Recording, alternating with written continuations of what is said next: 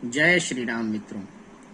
आज बड़ा मन था कुछ आपसे कहने का, तो आज रामचंद्र जी के विषय में, रामचरितमानस में जो वर्णन है उसके विषय में कुछ आपसे कहना चाहता हूँ। और ये बहुत ज्ञान की बात है। यदि आप इसको ग्रहण करेंगे तो आपके जीवन में हो सकता है कुछ बेहतर बदलाव जरूर हो। क्यों?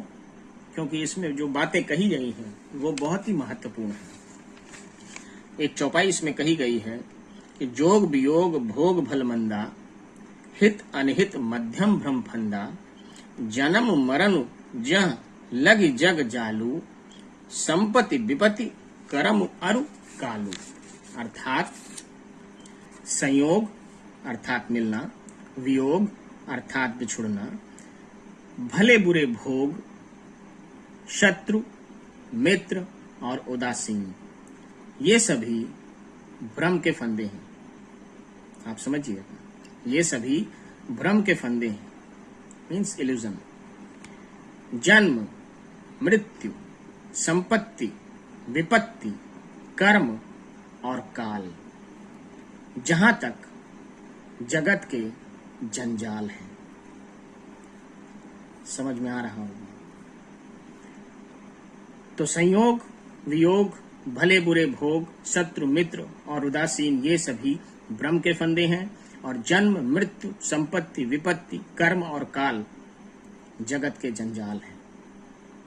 आगे कहा है, धरनि धाम धन पुर परिवारु, सरगु नरकु जह लग व्यवहारु, देखिए सुनिए गुनिए मन माही, मोह मूल पर मारथु नाही।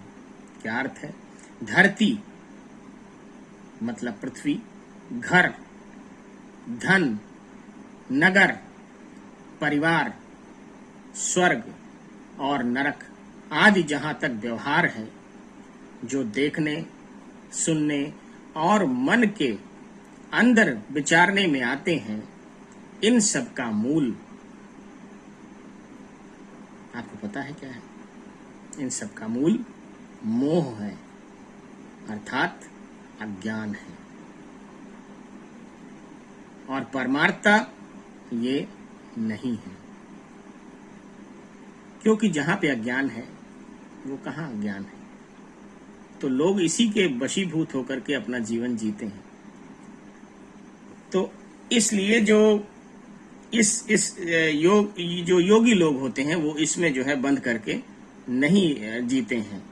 तो इसलिए इसमें लिखा हुआ है, एहि जग जामिन जागहि जोगी, परमारथी प्रपंच वियोगी, जानिए तबहि जीव जग जागा, जब सब विषय विलास विरागा। अर्थात इस जगत रूपी रात्रि में योगी लोग जागते हैं।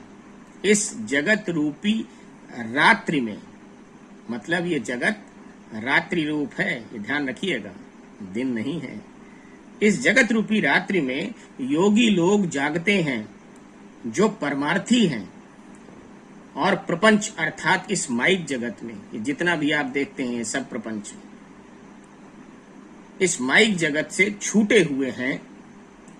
जगत में जीव को जागा हुआ तभी जानना चाहिए जब संपूर्ण भोग विलासों से वैराग्य हो जाए। यही सबसे बड़ी ज्ञान की बात है। मतलब जितना भी भोग विलास है, जब इससे आपके अंदर विरक्ति या वैराग्य का भाव होगा तभी आप जागे हुए माने जाएंगे। अन्यथा इस माया में रहते हुए आप सोते हुए ही माने जाएंगे।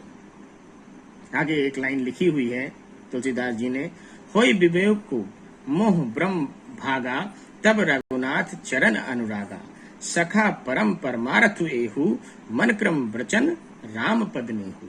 अर्थात विवेक होने पर मोह रूपी भ्रम भाग जाता है, तब अज्ञान का नाश होने पर श्री रघुनाथ जी के चरणों में प्रेम होता है। लक्ष्मण जी निषाद गुरु से कहते हैं कि हे सखा, मन वचन और कर्म से श्री राम जी के चरणों में प्रेम होना, यही सर्वश्रेष्ठ परमार्थ अर्थात पुरुषार्थ है। तो इसलिए कहा गया है कि राम ब्रह्म परमारथ रूपा, अविगत अलख अनादि अनूपा, सकल विकार रहित गत भेदा, कहि नित नेति निरूप ही वेदा। अर्थात श्री राम जी परमार्थ स्वरूप अर्थात परम वस्तु पर ब्रह्म है।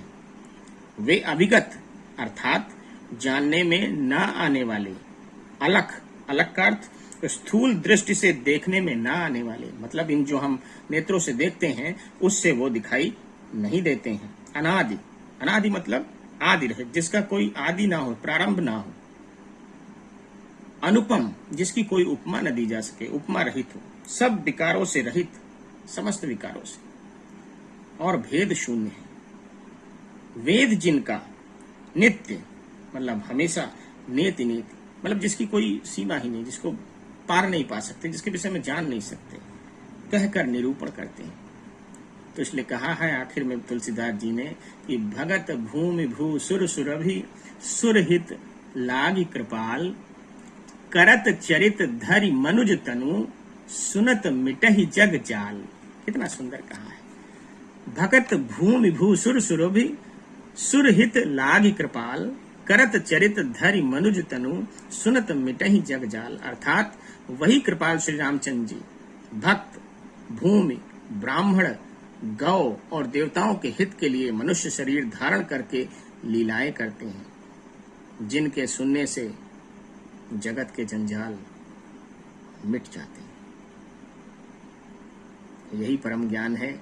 यदि आप इसको अपने जीवन में तनिक भी उतारने का प्रयास करेंगे तो मुझे लगता है कि आपका जीवन सफल अवश्य होगा और आपके जीवन में होने का भी अभिप्राय परिपूर्ण होगा, क्योंकि मनुष्य का जीवन इसीलिए मिलता है कि आप ईश्वर के समीप पहुंचने का प्रयास करें, ना कि इन मिथ्या भोग विलासों में अपने आप को जीवन भर लगाए रखें। सामान्य जीवन आप जरूर जिए, लेकिन आप प्रयास करिए कि अपने आप को निरंतर भगवान की तरफ अग्रसर करने का प्रयास करिए।